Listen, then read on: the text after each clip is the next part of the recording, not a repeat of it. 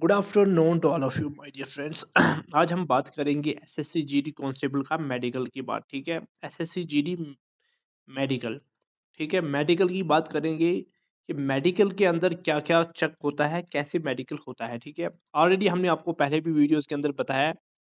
आज हम बात करेंगे सबसे ज़्यादा दिक्कत बच्चों को कहाँ पे हो रही है। ठीक है, किस में आपको रेफर मिल रहा है, ठीक है, पॉइंट मिल रहा है, ठीक है, कहाँ से बच्चे बाहर जा रहे हैं। ठीक है, एसएससी जीडी बडगाम के अंदर की बात करेंगे। ठीक है, बडगाम में भी और जम्मू के अंदर बनतलाब के अंदर कैसे मेडिकल हो रहा है। ठीक है, कितने बच्चों को वो पास कर रहे हैं, क्या सिस्टम रह रहा है। ठीक है, हम आप सबको बताएंगे। जो नए कैंडिडेट हैं जिनका पहली टाइम जो एसएससी जीडी के अंदर मेडिकल है, वो थोड़े डरे हुए हैं। ठीक है, तो यहाँ पे सबसे मेन बात हम करेंगे। देखो, सबसे मेन जो बात है, सबसे पहले डीएनएस की। ठीक है, उसमें अगर आपको कोई दिक्कत है तो वहाँ पे रेफर पड़ रहा है। ठीक है, वहाँ पे अगर थोड़ा मतलब बहुत भी कोई दिक्कत है तो आपको रेफर मिल रहा है। बाद में आप वहाँ पे डॉक्टर तक डिपेंड करता है, वो आपको वहाँ से जो है आपको पास करने के चांसेस बहुत ज़्यादा हैं। ठीक है, उसके बाद करते हैं नौकनी। ठीक है, नौकनी की जो दिक्कत है, अगर आपके घुटने ऊपर से जुड़ रहे और नीचे से इतना गैप बन रहा है आपको। ठीक है, ठीक है, नौकनी का भी मैंने आपको पहले बताया। अगर यहाँ से आपके घुटने जुड़ रहे,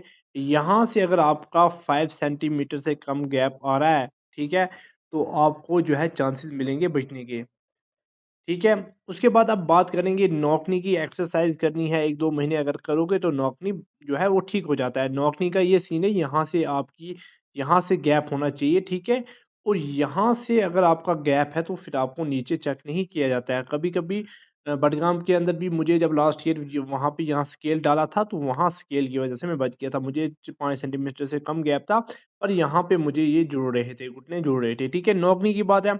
उसके बाद फ्लैट फुट। ठीक है, फ्लैट फुट में आपको जो है सबको पता है, फ्लैट फुट में पूरा पैर नीचे नहीं लगना चाहिए। ठीक है, कुछ ही हिस्सा जो है एंगल जो बनता है वो आपका वहाँ पे गैप होना चाहिए। अगर आपका पूरा नीचे लगता है तो आप मान के चलिए आप यहाँ से बाहर हो। ठीक है, उसके बाद हम बात करेंगे टीथ की। अगर आपके दांत वहाँ पे जो एसएससी ने जो रिक्वायरमेंट होती है, ठीक है, अगर उसके मुताबिक आपके टीथ पूरे हैं तो वहाँ पे आपको दिक्कत नहीं होने वाली है।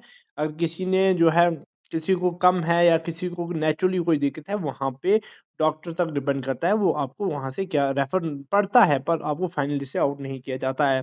ठीक है, उसके बाद आपकी एंगल्स, बाजू के एंगल्स भी चेक किए जाते हैं। ठीक है, वहाँ पे बहुत सारे बच्चों को भी जो है पॉइंट मिल जाता है, रेफर पड़ जाता है। अब बात करेंगे किन बच्चों को ज़्यादातर जो है रेफर पड़ता है, जिनको ठीक है लास्ट ईयर जो हमारे साथ बडगाम के अंदर बच्चे थे, ठीक है, मेरे साथ जितने भी थे ग्रुप के अंदर, ठीक है, वहाँ पे आप मान के चले उन्हीं बच्चों को रेफर पड़ रहा था जिनको कोई दिक्कत थी। जैसे कि किसी को सर्जरी हुई थी, ठीक है, किसी की बाजू टूटी हुई थी, किसी का जो है हाथ में दिक्कत थी, तो उन बच्चों को ज़्यादातर वहाँ पे रेफर पड़ रहा था।